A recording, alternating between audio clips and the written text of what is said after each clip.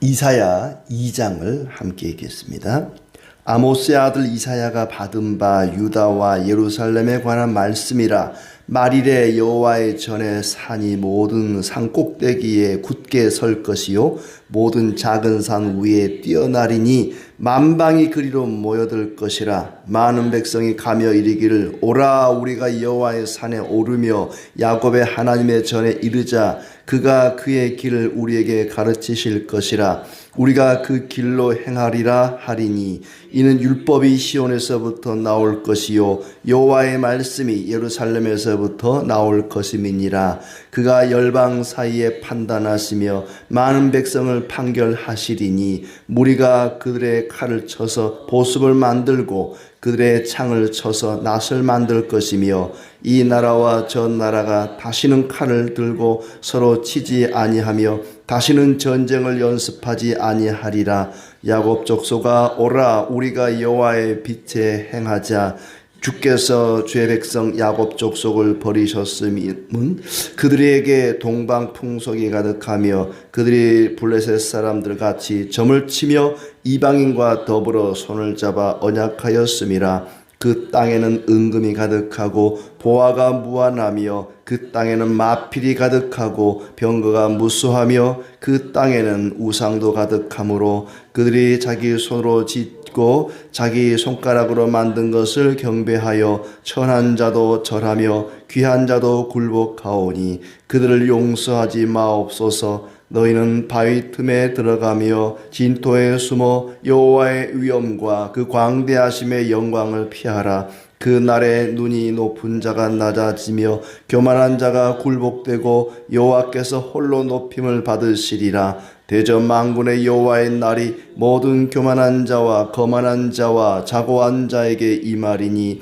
그들이 낮아지리라. 또 레바논의 높고 높은 모든 백향목과 바산의 모든 상수리 나무와 모든 높은 산과 모든 솟아오른 작은 언덕과 모든 높은 망대와 모든 견고한 성벽과 다시스의 모든 배와 모든 아름다운 조각물에 임하리니 그날에 자고한 자는 굴복되며 교만한 자는 낮아지고 여호와께서 홀로 높임을 받으실 것이요 우상들은 온전히 없어질 것이며 사람들이 암혈과 토굴로 들어가서 여호와께서 땅을 진동시키려고 일어나실 때에 그의 위엄과 그 광대하심의 영광을 피할 것이라. 사람이 자기를 위하여 경배하려고 만들었던 은우상과 금우상을 그날에 두더지와 박쥐에게 던지고 암혈과 험악한 바위 틈에 들어가서 여호와께서 땅을 진동시키려고 일어나실 때에 그의 위엄과 그 광대하심의 영광을 피하리라.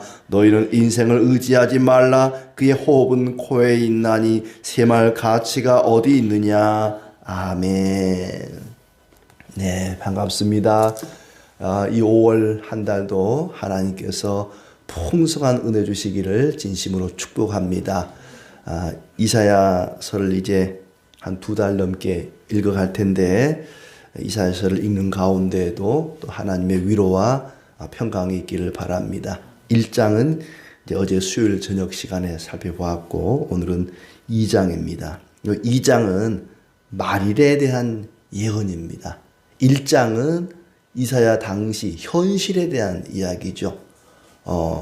하나님께서 이스라엘 백성들을 택하시고 사랑하시고 많은 은혜를 주셨는데 소도 나귀도 그 주인을 그 임자를 알아보는데 이스라엘은 하나님을 몰라봤다는 거죠. 그리고 배은망덕하고 그럼으로써 그들이 하나님께 징계를 받게 되고 또 하나님께서 그들에게 회개하라고 말씀하시고 탄식하시고 슬퍼하시면서 그때 당시 이사야 당시에 이스라엘이 얼마나 배역하고 부도덕하고 참 부끄러운 상황이었는지를 이야기합니다. 그러나 이사야는 2장에 와서는 이제 현실을 뛰어넘어서 먼 미래에 말일 그랬는데 마지막 때 그런 얘기죠. 먼 미래에 새로운 날이 올 것이다. 그날에 어떤 일들이 일어날 것인가. 많은 민족들이 하나님께로 나오게 될 것이고 또 모든 우상을 버리고 평화의 나라가 임할 것이고 또 하나님만이 홀로 높임받는 그런 시대가 올 것이다. 그 말일, 마지막 때에 어떤 날을 이야기하고 있습니다.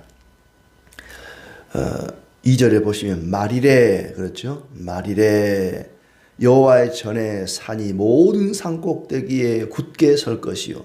여호와의 전, 성전이 있는 그 산, 시온산이 모든 산보다 위에 우뚝 서게 될 것이다. 주의 성전이 있는 그 산이 말일이 되면은 모든 산 가운데 으뜸 가는 산이 될 것이며 모든 언덕보다 높이 솟아오를 것이니 모든 민족이 물밀듯이 그리로 모여들 것이다. 전에는 구약 시대가 되겠죠. 전에는 한 민족, 이스라엘이라고 하는 그 한 민족만 하나님께로 나왔는데 이제는 만방에서 모든 백성들이, 모든 만방이, 많은 백성이 그리로 모여든다 그랬죠. 만방이 그리로 모여들 것이라 많은 백성이 가며 이르기를 그랬습니다. 많은 백성들이 하나님께로 몰려오게 될 것이다. 여기서 말하는 이 말일이라고 하는 것은 예수 그리스도께서 오심으로 이루어진 것입니다.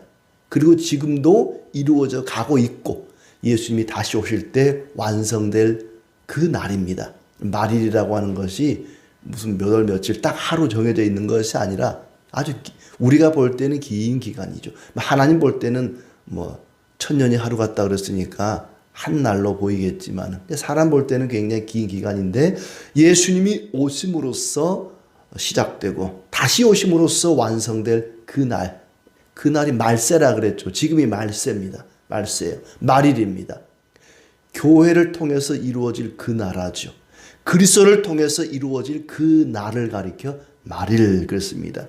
그래서 이제 교회는 많은 민족들이 만방에서 열방이 교회로 몰려드는 그런 시대가 된 것입니다. 그들이 오면서 백성들이 만방에서 몰려오면서 뭐라고 말하느냐? 오라 우리가 여호와의 산에 올라가자. 주께서 우리에게 주의 길을 가르치실 것이니 그의 길을 따르자.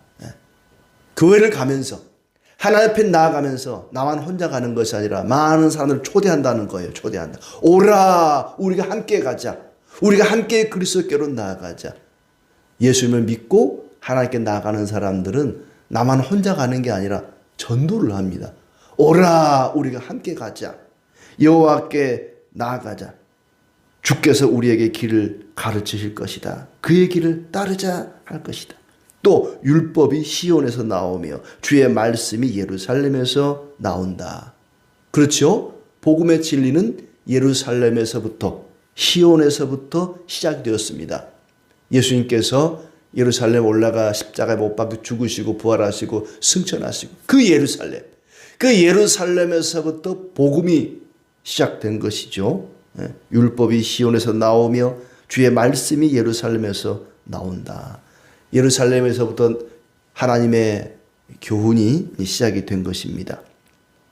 또 4절에 주께서 열방 사이에서 분쟁을 판결하시고 백성 사이에 갈등을 해결하실 것이니 그들이 칼을 쳐서 보습을 만들고 창을 쳐서 낫을 만들 것이며 전쟁이 없을 것이다. 언제요? 말일에. 말일에 그렇다는 거예요. 교회 시대가 시작되면서 그리스도께서 오심으로 이런 나라, 전쟁이 없고 평화가 임할 것이다. 전쟁에 쓰는 무기, 칼과 또 창, 이것을 쳐서 보습을 만들고 낫을 만든다. 이 보습과 낫은 알죠. 낫. 농기구죠. 농기구. 보습은 쟁기 끝에 붙어 있는 이 삼각형 모양의 그런 쇠조각이 보습입니다. 보습. 보습. 그러니까 전쟁하는 무기를 쳐서 녹여서 농기구를 만들 것이다. 전쟁이 사라지고 평화의 시대가 임할 것이라는 얘기입니다. 언제요? 교회 시대에. 그리스도께서 오심으로써 그렇게 된다는 거예요. 그러면 이사야로부터는 800년 후가 됩니다. 그러니까 이사야가 볼 때는 그날이 말일이 되는 거죠. 말일에 앞으로 먼 훗날 800년 후에 그리스도가 오시면은 이런 평화의 시대가 임할 것이다. 전쟁이 그치게 될 것이다. 교회를 통해서. 뭐 지난번 부활절 날도 보니까 우크라이나 러시아 전쟁이 뭐 하루 동안 뭐 휴전하자 뭐 그런 얘기도 있던데, 그리스도 안에서, 교회 안에서 적군도 아군도 없이 평화가 이루어지는 것이죠. 그 평화의 시대를 이야기합니다. 야곱 족속아 오라, 우리가 빛 가운데 걸어가자. 이스라엘을 가리켜 야곱 족속아 그랬어요. 야곱이 누구예요? 이스라엘의 원래 이름이 야곱이죠. 야곱, 붙잡는 자, 사기꾼입니다. 이 사기꾼 같은 놈들아, 이 못된 놈들아, 이리 와라. 우리가 같이 빛 가운데 걸어가자. 주께서 버린 것은 이방과 언약을 하고 손을 잡고 미신이 가득하기 때문이다. 주께서 왜 그 야곱 족속을 버렸는가? 1장에 보면은 버린 게 나와요. 적군으로부터 침략을 당해서 아주 온 나라가 만신창이가 되어버리죠.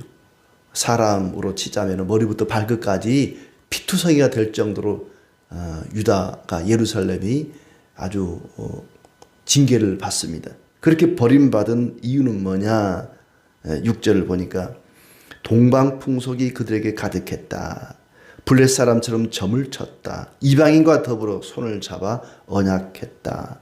하나님 버리고 우상 숭배한 겁니다. 그게 버림받은 이유였습니다. 그들 땅에는 7절에 보시면 그 땅에는 은금이 가득하고 보화가 무한하며 그 땅에는 마필이 가득하고 병거가 무수하며 그 땅에는 우상도 가득하므로 그들이 자기 손으로 짓고 자기 손가락으로 만든 것을 경배하여 천한 자도 절하며 귀한 자도 굴복하오니 그들을 용서하지 마옵소서. 하나님만 섬게할 이스라엘 가운데 우상이 가득하고 은과 금과 보화와 군병들, 군마, 또 군대에 쓰는 그 말들, 병거가 많았다. 우상에게 절하는, 지위고하를 막론하고 우상을 숭배하는 그들을 용서하지 마소서 이야기합니다. 너희는 주님의 영광 앞에 피하여 숨어라. 그날에 인간의 거만함은 꺾이고 주님만 홀로 높임을 받을 것이다. 그 날에는, 마리를 가리키는 거죠. 그 날에는 교만한 자가 낮아질 것이다.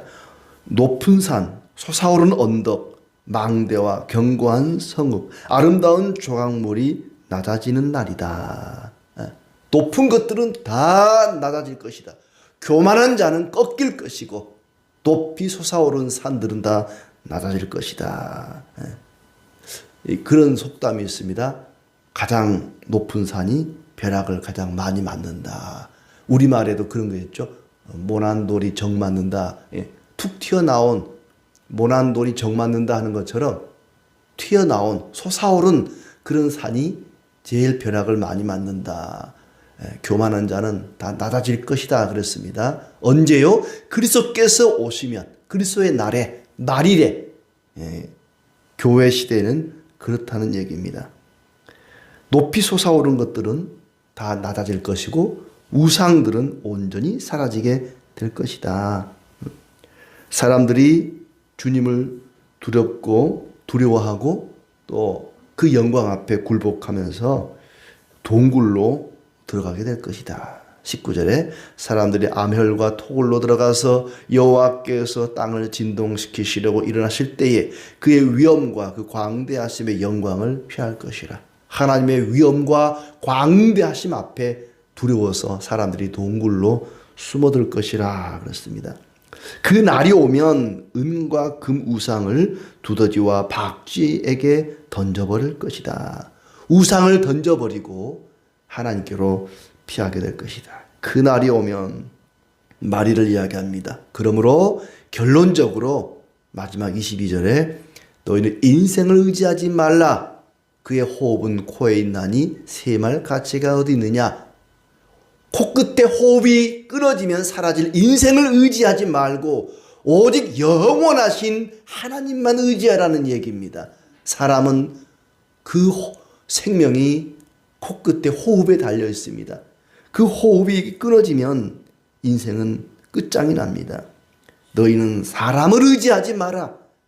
그의 호흡은 코에 있나니 수의 셈할 가치가 어디 있느냐. 우리가 사람을 셈합니다. 한 사람, 두 사람, 세 사람, 사람의 숫자를 세죠. 그러나 그 코끝에 호흡이 끊어지면 그 숫자가 다 사라져 버립니다. 사람을 믿지 마라.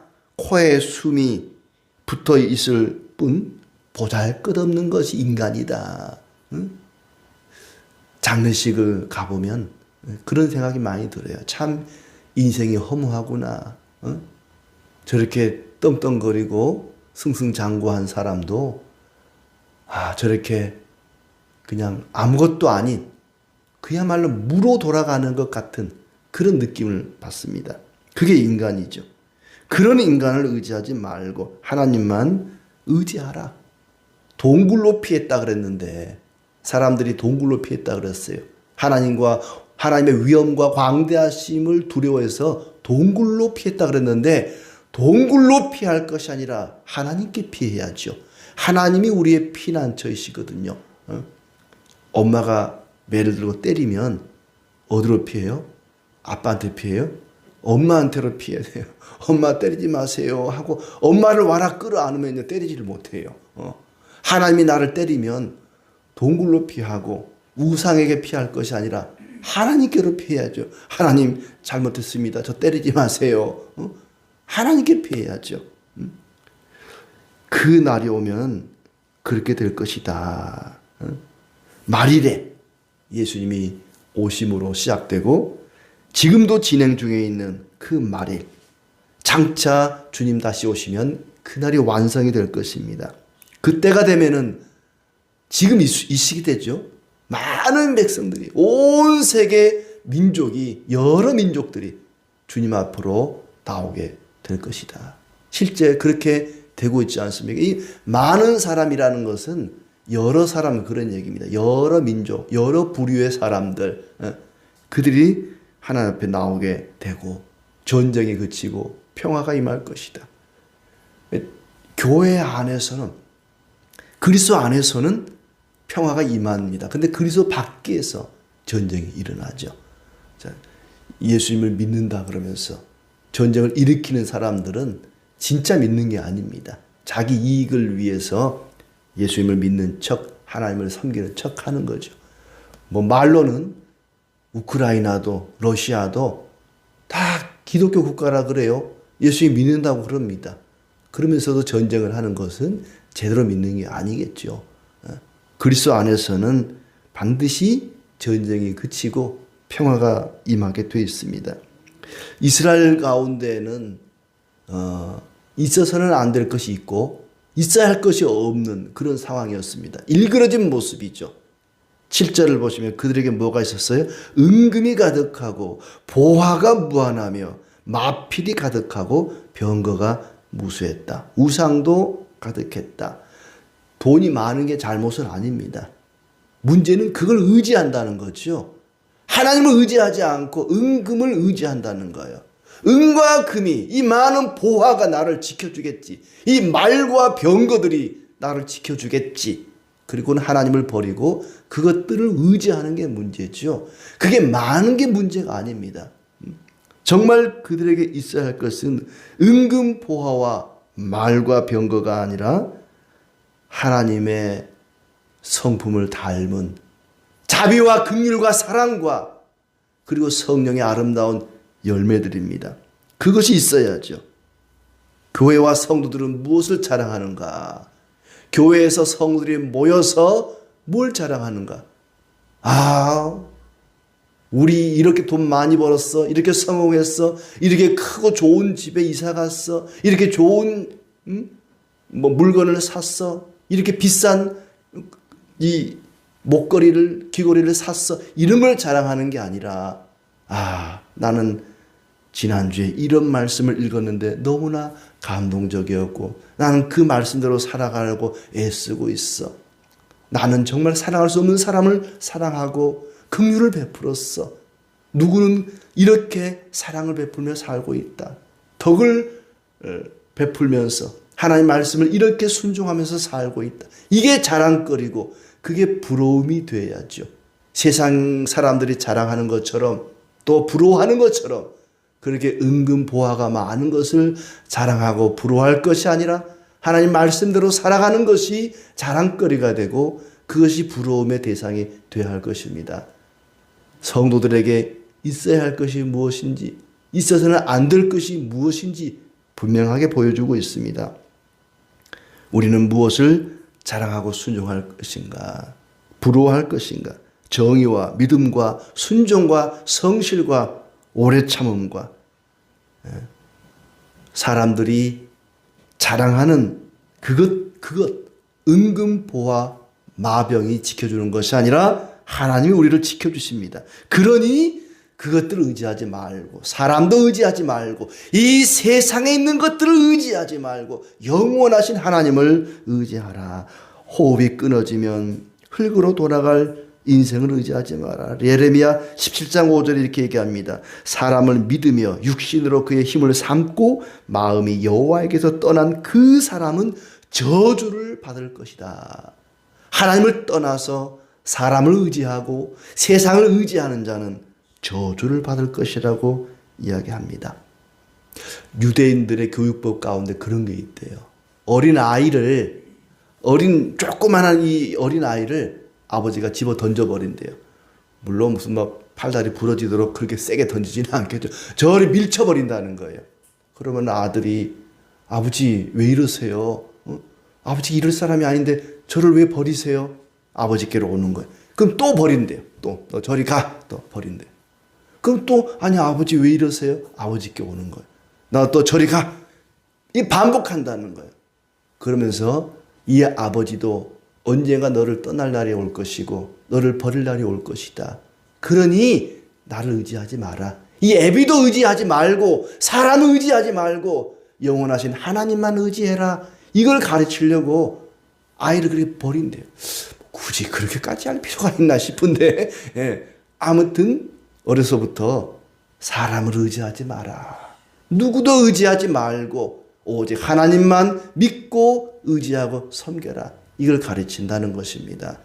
오직 그리스도만을 믿고 의지하며 하나님을 신뢰하며 살아가는 우리의 삶이 되길 축복합니다.